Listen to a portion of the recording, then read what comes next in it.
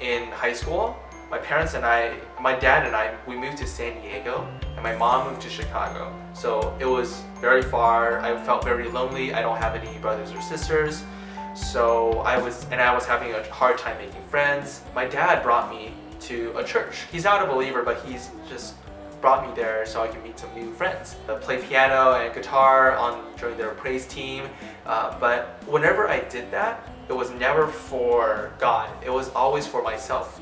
I wanted to show off to other people how great I was at piano. I wanted to show off to other people how cool I was. Always just for myself, right? It was always so other people could love me more. And once I realized that, I had to tell others that I don't think I'm a Christian. When I started going to college, I didn't want to go to church. Someone asked me if I was a Christian, if I read the Bible, and I said no to both of those questions. And then he started discipling me. He started meeting up with me regularly to read the Bible together. My pastor preached on the story behind a hymn called "It Is Well."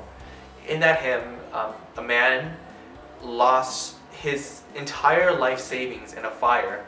He had just no money left. He and his family went on a boat ride, and all his children died, right? So he was left with nothing.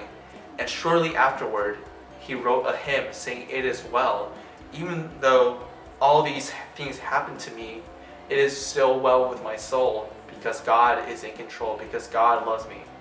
And that blew my mind. In another sermon, the pastor was preaching a time in Moses, in which Moses was commanded by God to lead all the Israelites.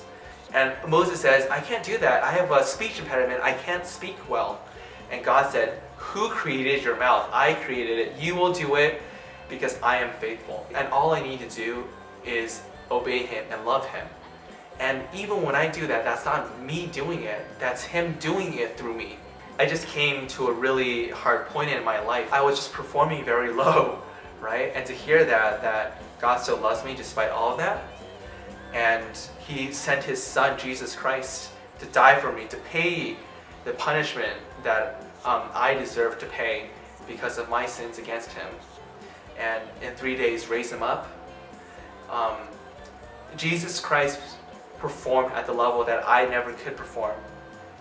And when He resurrected, He said, "I will give you my level of performance, Michael. You will be before God at this level. Not because you're at this level, you're here, but because I was here. And I will give that status to you." I want to share with others this joy that you don't have to be defined by what you think you are. You don't have to be defined by what others think you are, but you get to be defined by God as a father views His son or daughter. You no longer need to feel like you have to perform for other people, but you get to live happily for a God that always loves you.